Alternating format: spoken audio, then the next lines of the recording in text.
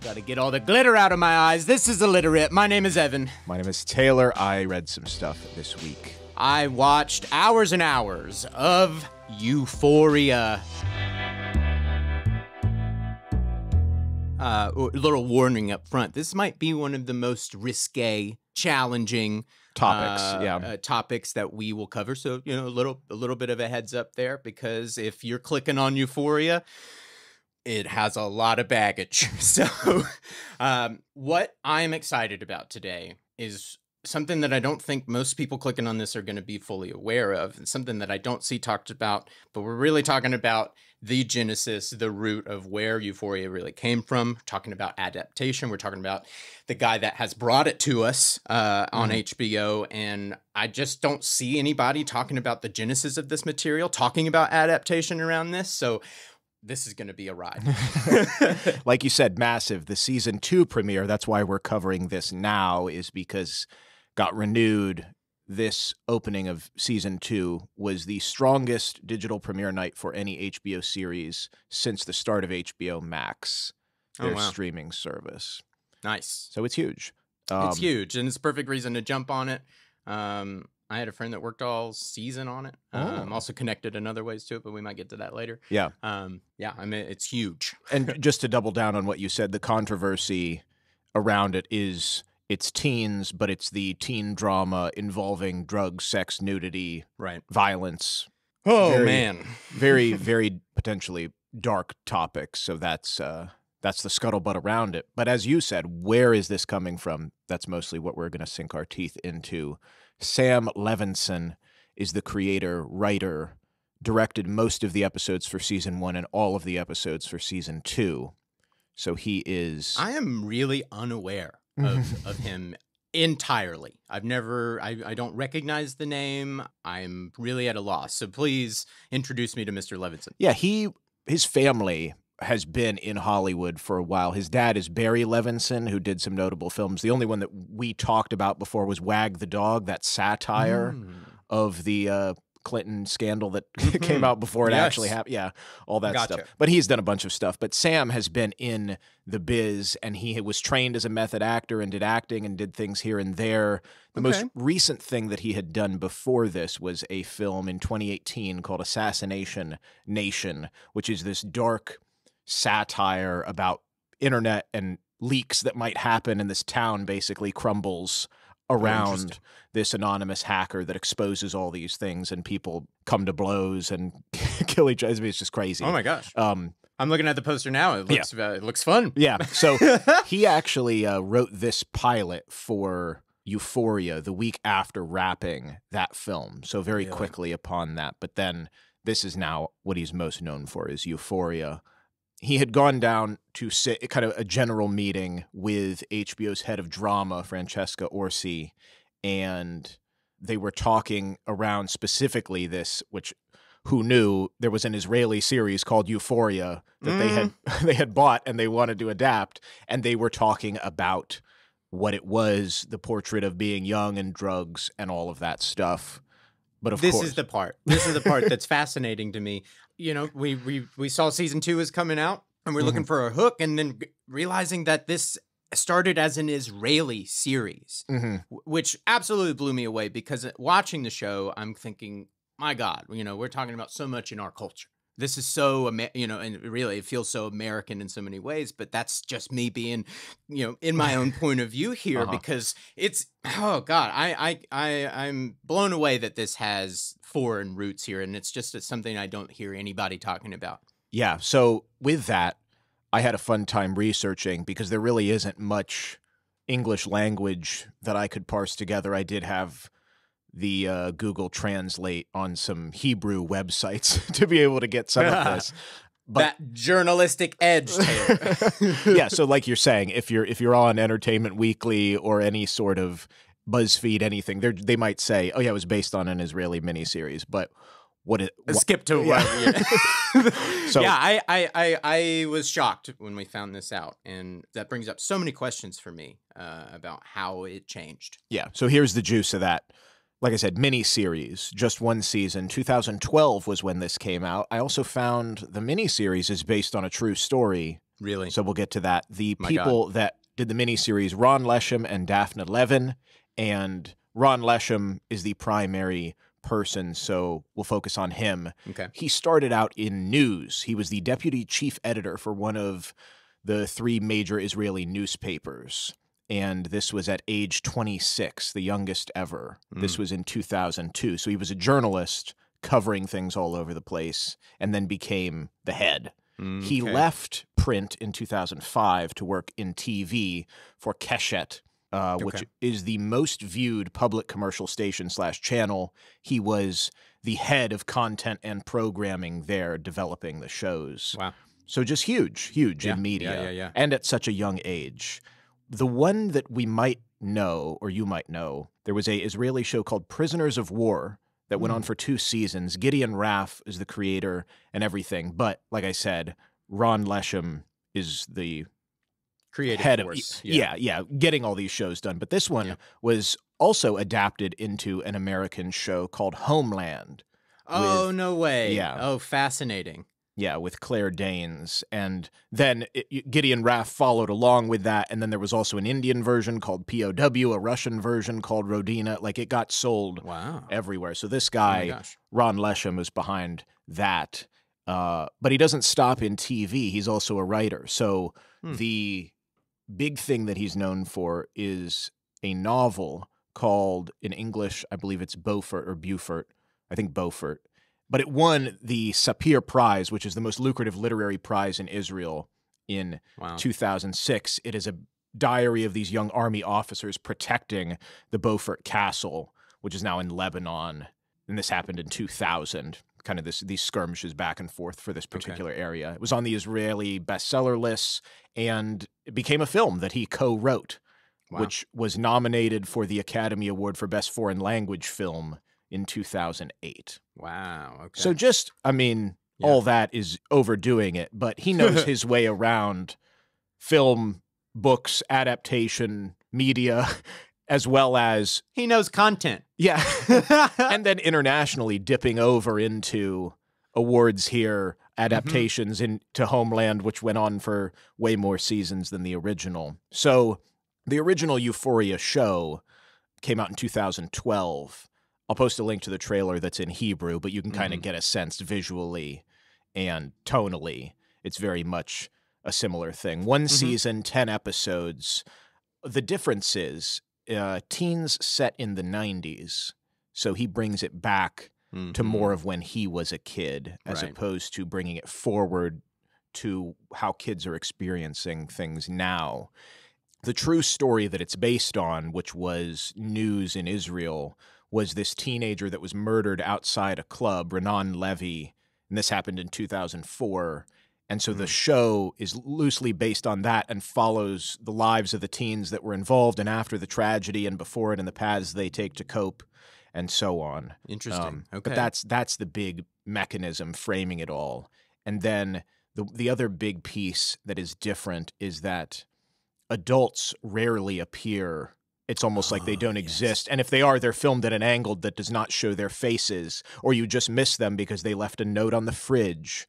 So that's a big... Like Charlie Brown. Yeah, kind of. That's what I thought. But it's a big conceit. Yeah. No, I mean, that gets the point across immediately. That this is their world, yeah. That's fascinating. I'm thinking about what the HBO series would look like with more of that kind of thing. I mean, it's very different in terms of the parents become a little bit more involved. But if it had the edge of really trying to sell that these kids are operating dogs without leashes, there is no parental authority here. That's really fascinating. And it was on Israeli television, so it isn't HBO, although it still was very much marked as salacious for the drugs and sex and whatnot.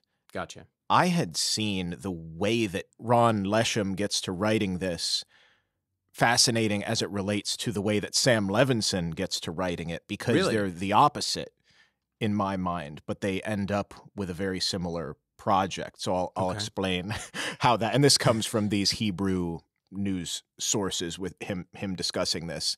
So it started almost as like a likable soap opera, this group of surfing teens, kind of like Beverly Hills 90210 or the OC or something like that with some drama. But he worked on it for a year and threw it away because he was sort of needing to probe deeper old wounds. The big thing that's going on with him is he said he realized that his whole childhood, his whole teenagedom, he was like, I had to be in control all the time. And he missed out on so much he didn't experience because he was trying to start a career. Because he said at age 15, he began working in this TV kind of youth internship program. At 17, he had an appointment book with a busy schedule. He missed, he said, I was not 17, I was 30 when I was 17. Yeah. And so the other quote that he said, I did not want to deal with emotional development, so I only dealt with cognitive development. And so his writing is very much, he's saying all of the things that he's written, because he was a journalist, he wasn't in the war. So even his thing that won, he's like, I always write my alter ego, who I am not, who he wants to understand. So he didn't have any of this Euphoria experience. Just fascinating that that's where this comes out of. And of course, he has his co-writer, Daphne Levin, who is very much the opposite of him, who is a chaotic person according to what I could find about her. But there's sort of a good balance there. But just she injects some of that color. Yeah. Yeah. But that the onus of this was the opposite of what you'd think. It's not. Well, and in another way, it does make sense because you are writing about things that you are intrigued by, because it's not like he was going through adolescence and not seeing teenagers being teenagers. It's, like at some point he was having that thought. It's like, I was 30, he might not have been totally cognizant of it, but it speaks to writing what you want to understand. So I'm sure that there's so much of what things he saw and things he thought about that really did surface in the work itself. So, you say write what you know, but at the same time, if you're intrigued by something that you brushed up against, it can become a labor of trying to understand that thing. And he was, it's also not like he was completely the perfect kid who had everything. His high school days are also filled with his suffering own and coming of age and questioning of things. Yeah, too. because he had person said, as well. The world around him was constantly these kids provoking him, saying, "Are you gay? You're perverted. You're He's saying the countries around him, people are being executed for what people are calling me. So it is that's different. That deeper pain, is still there. It's not just like he's some alien outside of it all. So that leads us back to Sam Levinson and his conversation and his general meeting where they said, we got this show that did really well by this guy that's really successful. Well, I don't know if they said all of that, but you can imagine. And they said, what Francesca, who is the head of drama at HBO, she's saying, what did you see in this Israeli series? This is what we got. It's this raw portrait of drugs and being young. And Sam Levinson relates, like I said, on the complete opposite way. Right. Because this is his actual experience as a teenager. He was a drug addict throughout his teenagedom, and he's talking with Francesca about his personal history for 2 hours. Parents who were preoccupied with their careers, And he's in and out of hospitals and halfway houses and rehabs and all of that. And Francesca says, great, go write that. And he's saying, what? And she said, all that, what you told me, go write a pilot. Yeah. You know what to do. Not looking at him, just like writing notes, like, you got it. So in every interview that I can find with Sam Levinson about this, he credits her and says she's the most amazing executive to work for. And it shows from just even this first interaction. So he gets the job. I'll write that down, Mark. Yeah. Remember that. Francesca. So his then story, he had accepted at 16 basically that drugs would kill him, and this was just the way that he was going to go. Wow. Stopped at 19, found a way out of it. I'll post a link to the piece. It was on some premiere of the first season. Zendaya had filmed it. Was like a Q&A thing. It's on her Instagram, but it's a very emotional video, kind of him describing what the show means to him and what got him out of it. But he's been clean for 15 plus years now since stopped at 19. And then shortly before starting this, met his now wife, Ash. And he was saying that's what he wants the show to build to. Like, if you keep your heart open, there's people that will change your life. Right. Which gives me some sense of something where it's like, a lot of people are saying, oh, the show is dark and it gets darker and watch out. It's a bad role model. It's a bad example, you know, that you have kids glorifying or wanting to be, you know, be like that. But you can only imagine that here now, coming from this side of things, and this guy, I don't think he would want it to be. He would not want it to be an irresponsible role model to influence teens to go make the same decisions. It is coming from the point of view to say, you have other choices, and there is a way out, and people see you, and that this is and he not got eternity, out, and there is a way out. There is hope. And it's interesting because you can read into either side of those arguments. It's glamorizing, it's glorifying, it's aesthetic, it's beautiful, it's gorgeous. It is horrifying. It is terrifying. Yeah. It is as gross as it can be. Yeah. All at the same time. So those arguments are there, but that's what I wanted to know from the Sam Levinson point of view here, is that it is coming from this point of view, is like there is a way forward, there is a way out of this, and there are people who will change your life. That's a beautiful thesis for a show. And even with the idea of, it's salacious and over the top and either glamorizing or horrifying it, he was saying it's trying to capture the heightened sense of emotion when you are young, and then coupled everything with, feels like the most consequential decision and moment of your life because you've only lived 17 years. And then because it is.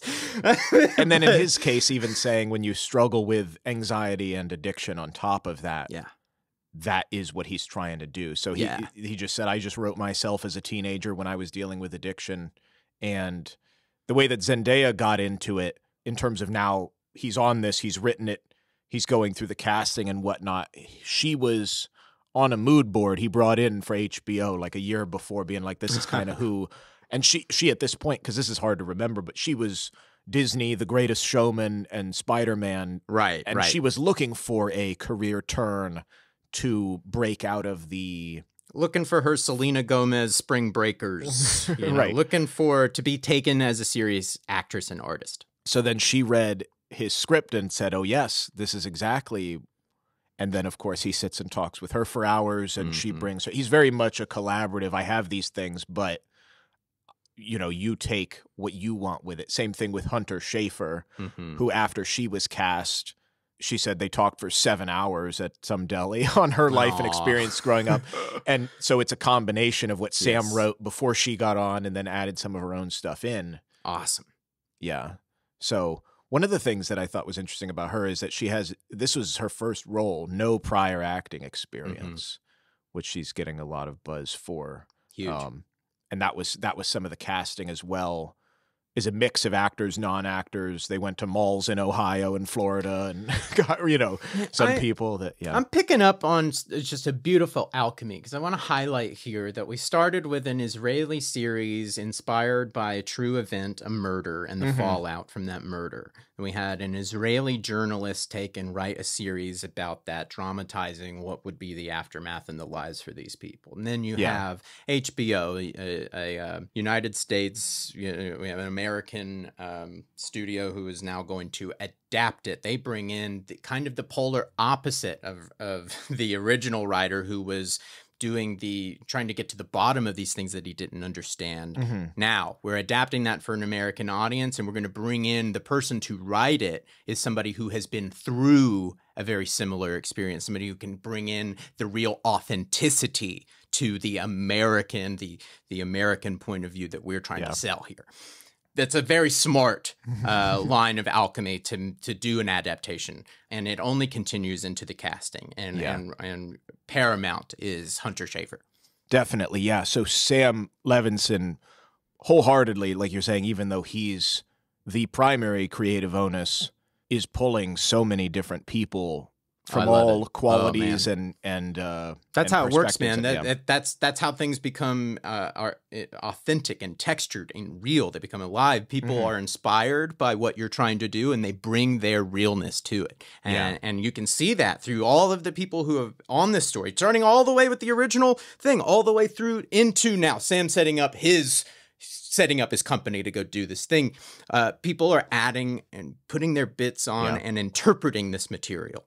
And so, with that interpreting going outside of just, okay, we made this thing, but it's going to an audience, people had asked him, it's like, well, isn't this, in a way, you have to think about who is it for? Is it for, because he said parents are going to be scared and there will be young people that will say, yeah, that's my life. Yeah. So he is very explicit. He's like, who's it for? People over the age of 17 or 18. Right. It's not actually target audience for high schoolers. And that's what's confusing to people is they're saying, oh, this is the teen drama. It can't be. Yeah. Like for what they are depicting, you can't say, and we are selling this to children. It is legally not, when you think about it on this terms, of course it has to be the parents of those children are the target audience. Right. And it's hard. He was saying what's different is that the gap between parents and kids post-internet has grown because it's a brand new world every 5 years. Yes.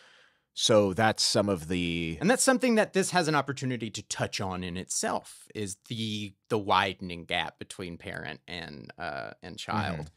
Which is so much in the root of when going back to the absent parental authority. Yeah. And that's what's hard in terms of the prioritization of marketing it and then also discussing it is like, well, if kids are going to, or teens are going to want to watch it anyways, then parents, should you just watch it with them or should you? It's like, right. Talk about, God, it's such a hard thing to, that they're dancing around, and that's where the criticism comes from. But that all sort right, of family night. All right, Sunday night, everyone. Euphoria, the new episode is up. Yeah, maybe not with them, but at least talk. Yeah. No, I want to think about that first.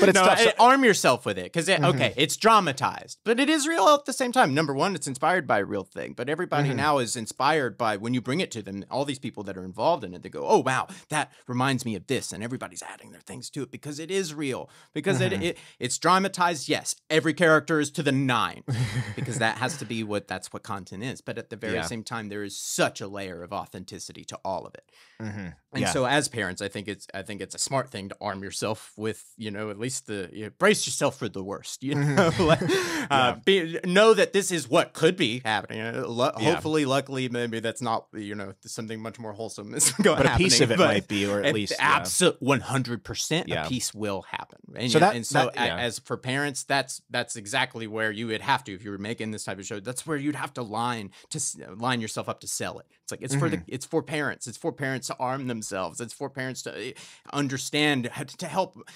marginalize this gap that seems only to be growing wider. Yeah. So what's tough is, and this is why I looked into this, kind of the approach towards teens on television and why we're having this now, right, based on what has happened before. So just run with me on this brief sort of summary. And of course, there's a million television shows, and I'm not going to say your favorite one, so be mad at me about that. But broad strokes, late 80s to early 90s, you had more, still teen stuff, but it was all centered around the family unit. Like you're saying, there's this interesting family disconnect where people think, oh, being on social media means you're lazy. And it's like, no, this is just an alternate reality that everybody under sitcoms used to have, you remember, it was the whole house was the set. Family Matters. Full house. The wall is missing, and it is the story is the whole family in the house. And we have starkly moved away from that. Yeah. So the start of that, 1994, My So-Called Life, Sam Levinson actually mentions this in an interview, and I think they allude to it, though of course I would never know, in some episodes.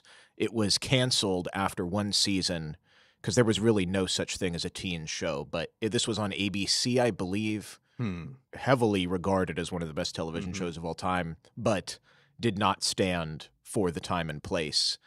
A little bit prior to that, the only one that really did stand up was Beverly Hills 90210 on Fox in 1990. This was the first real kind of teen soap phenomenon. Such things as in the first season, Brenda has sex with Dylan and suffers no consequence, shows no remorse. This was heinous to a lot of viewers, the angry ones at least, that would write in. So Fox was pressured to feature this pregnancy scare in the second season to sort of placate those. To answer it with consequences. To say, well, this isn't, Interesting. But this is going on in the 90s. There are these alternate. I mean, Fox was the rival to these bigger networks, the big fourth one coming out. But the WB comes onto the scene. They had Buffy the Vampire Slayer, and then of course Gilmore Girls, Dawson's Creek. Yes. And UPN had Moesha, and then WB and UPN merged to form the CW. Yes. And then, early 2000s, now we're actually getting into, this is primarily teens, Veronica Mars, Friday Night Lights. Right. And then there's some twists that get added to it. They need to solve a mystery, or there's a murder. There's more high concept that comes into it. So Gossip Girl falls into that, Pretty Little Liars, to Riverdale today. Yes, gotcha. With all of those, there becomes, with the hook of that concept, more dark stories, along with just kind of what people consider the graphic content, the nudity, the sexuality, the whatever, toward teens. That's what interested me was, who is this actually for?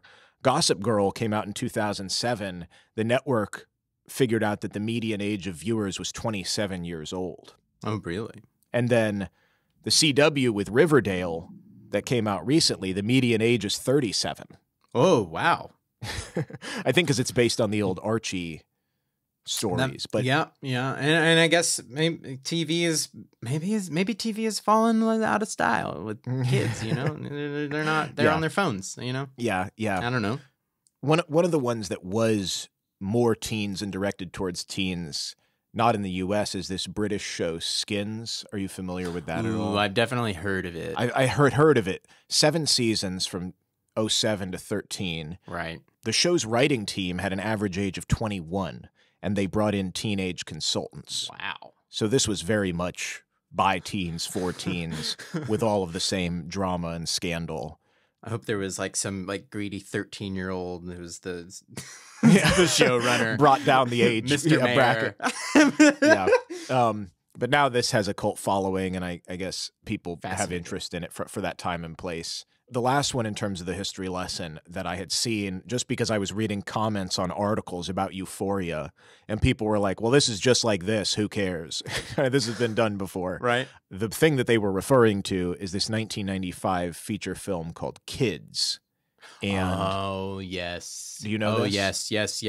This is where over the course of, I think, a night, some teens... focusing on one and spreads HIV. To some kids. It is. Yes, I am aware of it. It is a wildly uncomfortable movie. I haven't seen it, but I've studied it. So it was Harmony Korine, which we've already brought up. 1995, written by him at the age of 19. Yeah. And the film seems improvised, but it was written and it was filmed in a documentary style, so that also adds to the incredibly real, and that the looseness, all of the uncomfortableness to it. But it's basically so real; it makes you want to get out of the room. Mm-hmm. Somebody said it was a Lord of the Flies with skateboards. It's this hedonic New York City teenage scene with drugs and sexual acts, and it got an NC-17 rating. Yeah, which is what makes it a cult film. So with all of that, looking into some of the back to the math of it and whether or not this is actually doing anything and is this changing anything. Mm-hmm. One of the more recent ones that got people up in arms, which is contestable with a causation or correlation, 13 Reasons Why. Yeah, that's coming to mind a couple times just over the course of recording now. In terms of even just the original Israeli series, I was like, that almost sounds like 13 Reasons Why. So in 2017 was when this came out, and there was a study, which I'll post the link to, which I read through, male suicides aged 10 to 17 years. The conclusion of this survey was there was a 29% increase in April, in the month when this was released. What?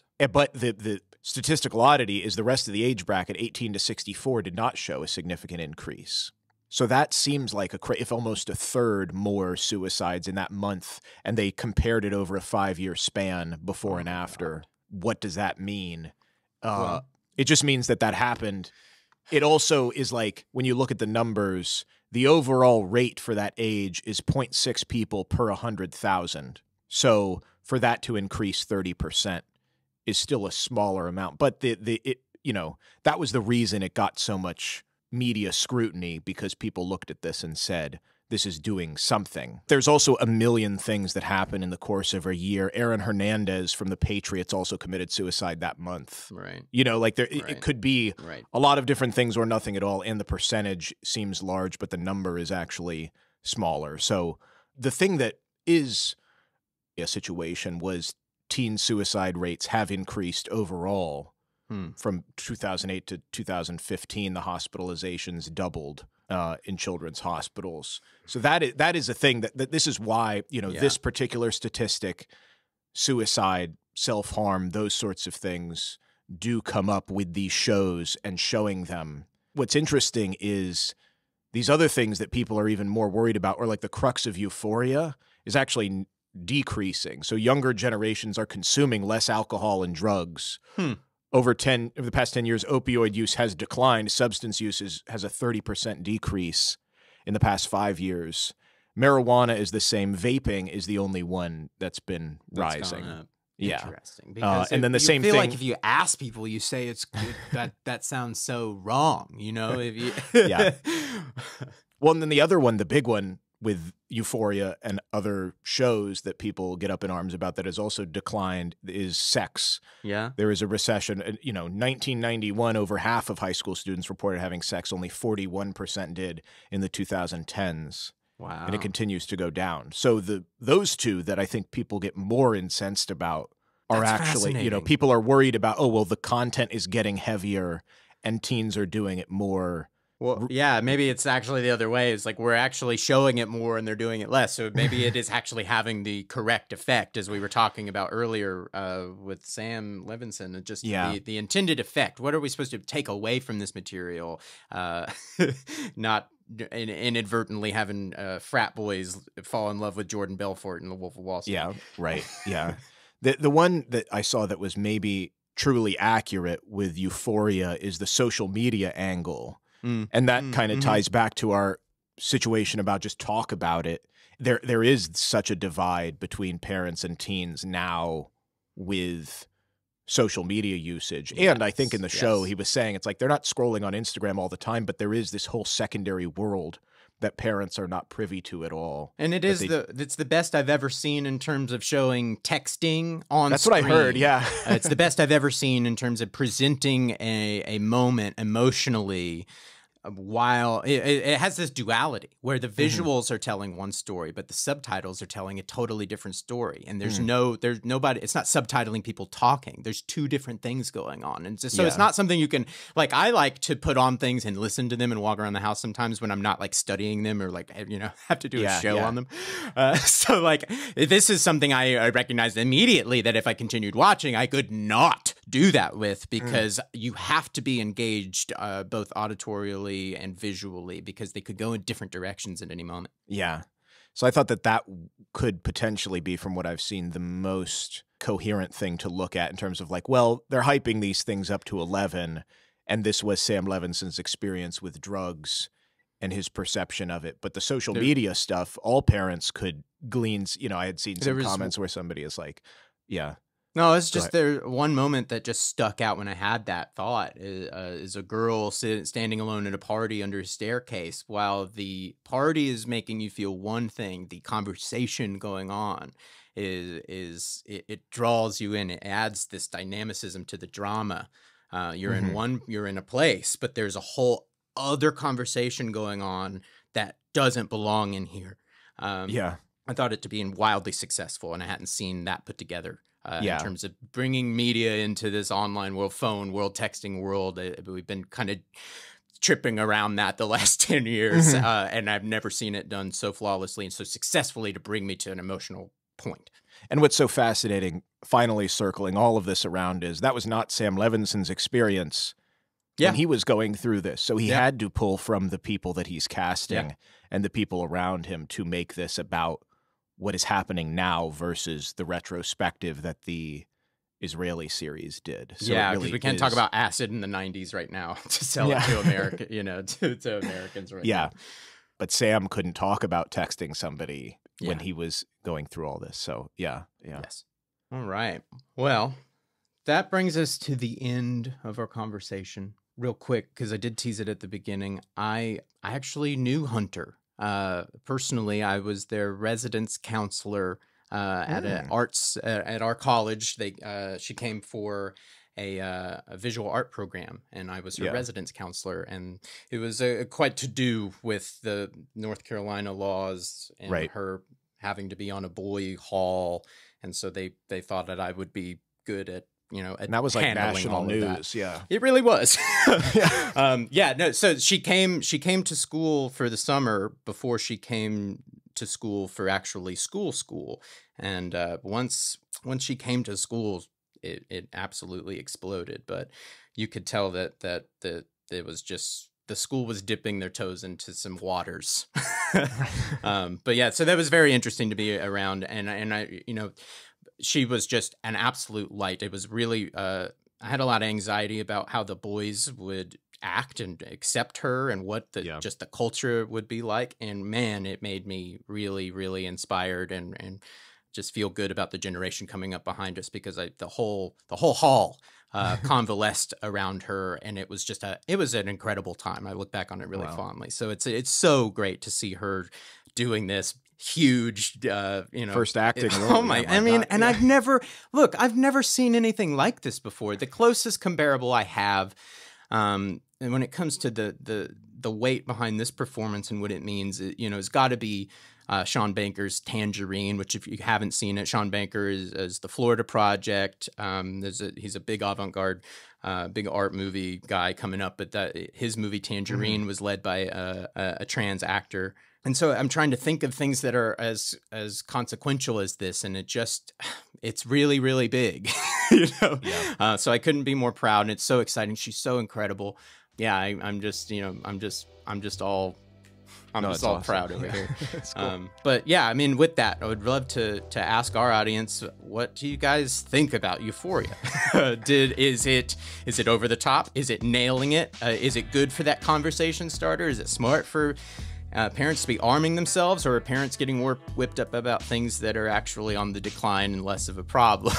So that's kind of where we left it here, where it's like statistically that it is factually a little bit different than it feels. Yeah. So I don't know. I'm just glad that we are getting these stories made to this caliber. We're seeing people like Hunter held up to this degree. Man, it's exciting. So yeah. Thank you guys for sticking with us. Reach out to us, as always, at ILLITERATEPOD on Instagram.